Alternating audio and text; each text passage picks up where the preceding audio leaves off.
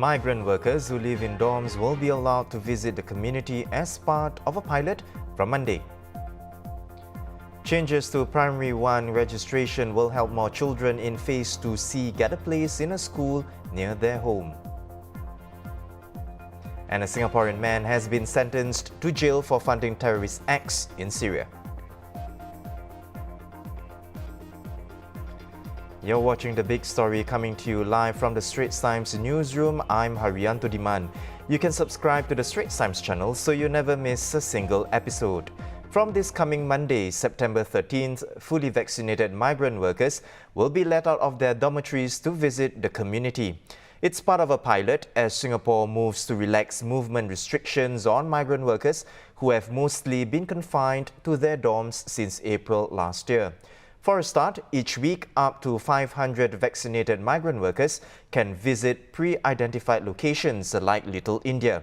These workers must be from dorms with good safe living measures, no positive COVID-19 cases in the last 2 weeks, and a 90% vaccination rate. The pilot will be reviewed after 1 month. In the first instance, we will probably segregate them into 6 cohorts over 3 days, so each day about maybe 2 groups. We think we'll plan for about Wednesday and Saturday, Sunday, where we can have a segregation of weekday and weekend off days for some of them. Each day there will probably be about 2 groups. Each group, 1 in the morning and 1 in the afternoon. Each group about 4 hours, right? So about 80 per group. And therefore, over 3 days we have 6 groups and therefore 480 people. And I think with this, we think the group size is manageable. There will be no overcrowding in Little India itself. And together with the volunteers and NGO partners who have worked closely with us on this, I think we can manage their interaction within the community in a small area of Little India. Let's get an expert's opinion on this. Joining me is Associate Professor Alex Cook, Vice Dean of Research at NUS's Swee Hock School of Public Health. Welcome back to the show, Professor.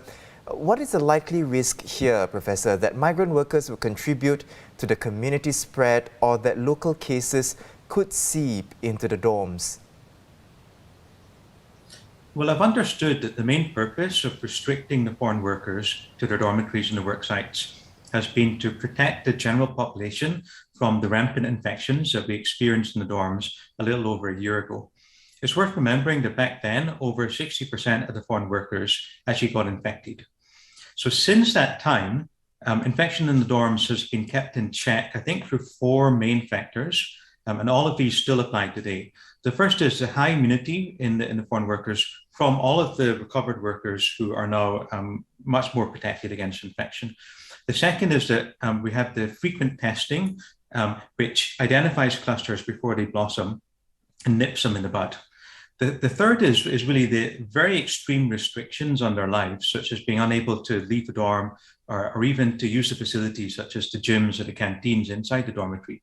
And then the fourth now is that there's an extremely high vaccination coverage rates, over 90%, more than the general population.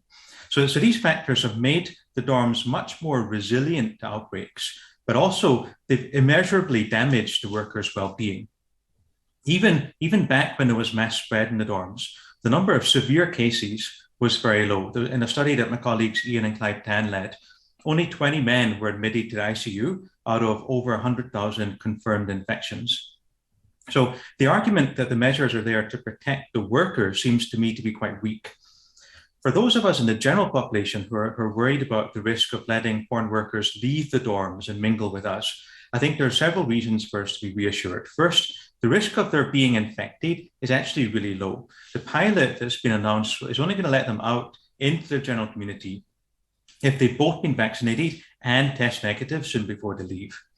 Second, the foreign worker population has got such high levels of immunity. More than half of them have both natural infection, plus they've been vaccinated on top of that. And that makes them actually the most immune group in the whole country.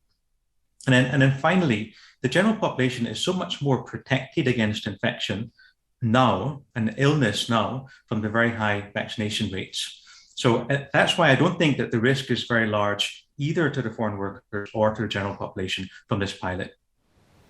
So, Professor, does this mean that the pilot program is a win-win for both sides? On one hand, we don't see a repeat of the dorms cluster like we saw last year, and then on the other, migrant workers, they're being confined to their dorms for more than a year. they could actually go out now?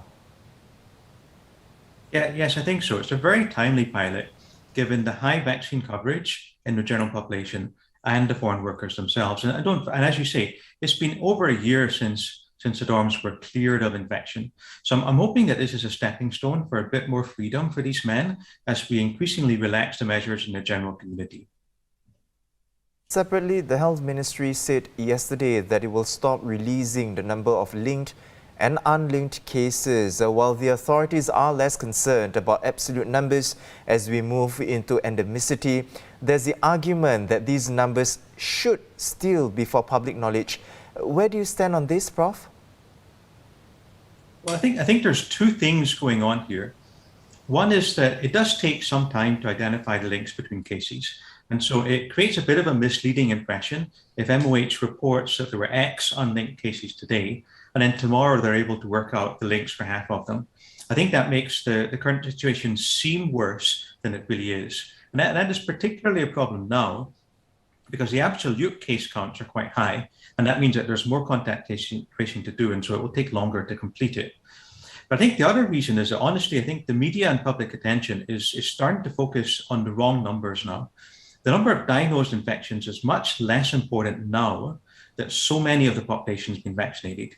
If someone's been vaccinated and they have an asymptomatic or mild infection, and we find them only through contact tracing and they recover quickly from it, does that actually matter that much? I think what's more important is the number of severe infections, the people who are actually needing to be admitted into hospital.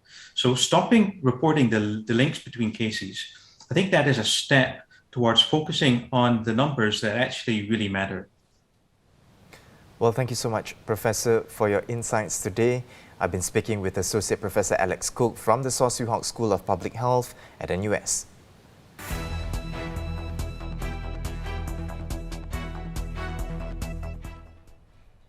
Parents, if your child has yet to enter Primary 1, there are some things to take note of. From next year, changes to the P1 registration framework will help more kids without prior connection get a place in a school near their homes. First, the number of reserved places in Phase 2C will increase from 20 to 40 in each primary school. Phase 2C is open to all students, but priority is given to those who live nearby. The second change will see Phases 2A1 and 2A2 combined into a single Phase 2A. It's for children who have connections to the school, including those whose parents or siblings are alumni. Lastly, MOE will also revise the calculation of the distance between home and school, which will be based on the school land boundary. Now, this would result in slightly larger coverage for homes within 1 or 2 kilometers of all primary schools. In recent years, we have observed that the number of students who can access a school near their homes without affiliation has declined. Hence, we will reserve more places in Phase 2C for children who live nearby but do not have prior links to the school. Consequently, we will combine Phases 2A1 and 2A2 into a simplified single Phase 2A to recognize all school alumni regardless of their membership with alumni associations. We hope that all of us will support these changes to ensure that our schools remain accessible, open, and inclusive. A quick look at other headlines. HDB resale prices are likely to hit a record high this month after rising in August for the 14th month in a row. The 1.1% increase in August compared with July means that prices are just 0.1% of the peak in April 2013, as strong demand continues to outstrip supply. The most expensive flat sold last month was a $1.28 million 5-room design, build and sell scheme unit at Natura Loft in Bishan Street 24. It was one of 26 resale flats that changed hands for at least $1 million, the highest number of $1 million flats sold in a month on record. A bus passenger is in ICU with multiple injuries after falling when the driver applied the emergency brakes. The incident happened as 68-year-old Sia Kwa Tuan stood up from his seat to alight, lost his footing and was thrown forward. SBS Transit said that the bus was travelling along North Bridge Road when a car suddenly cut into its lane and brushed against its front.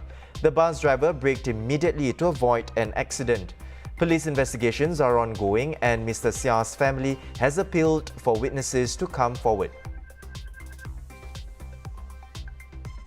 Meanwhile, Muhammad Khazali Saleh, a Singaporean who helped fund terrorist attacks in Syria, was sentenced to 3 years and 10 months jail. Arrested in 2018, he was a close associate of a Malaysian ISIS militant known as Akil Zainal, who was reportedly killed in 2019.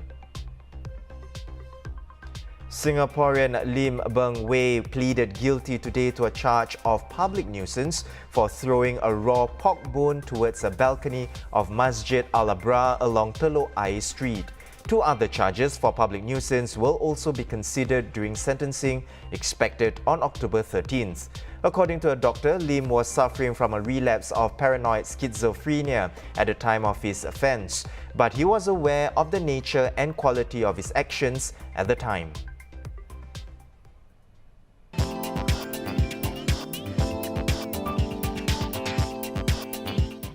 This week's Life Picks has something for our silver generation, so keep this in mind for your parents, grandparents, or even yourselves.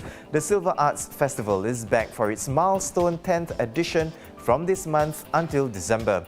Journalist To Wen Lee has more. Wen Lee, tell us about that festival and what we can look forward to this year. Yeah, so as you might know, Silver Arts Festival is an annual festival that celebrates seniors in the arts. What we have this year are about 4 months of workshops, exhibitions, plays crafted around this idea. There's one which I'm quite looking forward to. It's ongoing and it's happening this weekend too. It's a radio play called Chap Lao, which is about people who have lived in kampongs, resettled into the city, and they're adapting to city life. So this radio play will be done in Mandarin and also in English, 2 versions. And the English version is ongoing, is being shown these couple of days, and then afterwards we will be able to listen to the Mandarin version. So that's one of the highlights I'm going to be keeping a year out for. Yeah. Thanks very much, Wen Lee. The Silver Arts Festival is on from this month, and you can find out more on the National Arts Council's website. Moving on to something for all ages, ice cream, not just any kind, but from renowned pastry chef Janice Wong. Her newest venture, ice cream kiosk Soft House, opened last month. And here to share more is senior food correspondent Wong Ayuk. Hi Ayuk. Ayuk, how is this different from the many ice cream shops out there? Okay, first of all, it's by Janice Wong, who is really famous for her desserts. She has a 2 a.m. dessert bar, and she used to have one in Tokyo as well, which unfortunately has since closed. But now she's back with a new venture, ice cream kiosk called Soft House that opened in Great World. When you walk past it, it looks like another ice cream kiosk, right? You don't even see Janice Wong's name anywhere because she didn't want her name on the brand. But then if you look closer, you will see certain aspects of her. First of all, the display is really colorful. I've always seen Janice as an artist besides a chef. And she translates it into a kiosk. There are bright colors everywhere, and then on the screen you can see this animated display of swirling colors. And then when it comes to her ice cream flavors, that's when you really see the difference, because she uses really good quality ingredients. So like for example, she has a single origin Colombia coffee ice cream, which you really don't find anywhere else. So that's what sets her apart. First of all, the design of her kiosk, and as her really good ingredients. And what else is special about her is that she also caters to the modern day diets, for example, she has a keto-free ice cream. There's a keto chocolate sorbet for people who don't want to eat sugar. So there's a sugar substitute for that. And it's a natural substitute. It's not chemicals. And also, if you don't want to eat dairy, there's also an option for plant-based milk ice cream. So you get so many choices there. I think she has about 16 different flavors. And then on top of the ice cream flavors, you also get to choose your toppings. There are 20 toppings to choose from. And besides the usual like sprinkles and things like that, you can also find some local, I don't know whether you remember those little old-fashioned biscuits with the colorful sugar on top. So you can have that as a topping as well. So it's quite fun. You just do your own mix and match, and you get your own creation. And Ayuk, you said 16 flavors, a wide range of choices. What are the must-tries?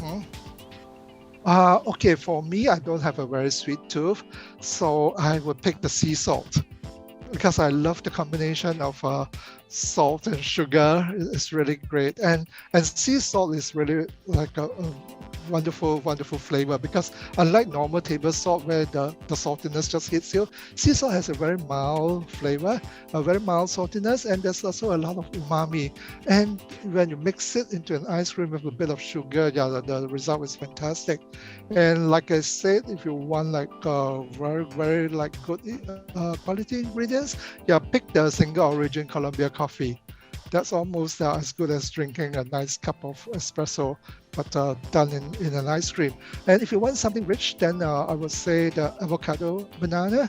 That's really nice too. But if you want something lighter, then I would say go for the sorbets. There's something called mango banana passion fruit sorbet. So that's really refreshing. Or you go for something like pear thyme sorbet, which is also a very interesting combination of flavors. So there are so many to choose from. And you don't really have to stick to just one flavor either. You can mix them because you can have more than one scoop. Well, you said it right, Ayuk. There is always, a choice of 16 and you can always have them all. Well, thank you so much, Ayuk. You can check out Soft House at the Great World Basement. More in the Friday pages in tomorrow's live section, and for more news and videos, visit straitstimes.com, and remember to subscribe to our YouTube channel by hitting the red button below. I'm Haryanto Diman. See you tomorrow on The Big Story.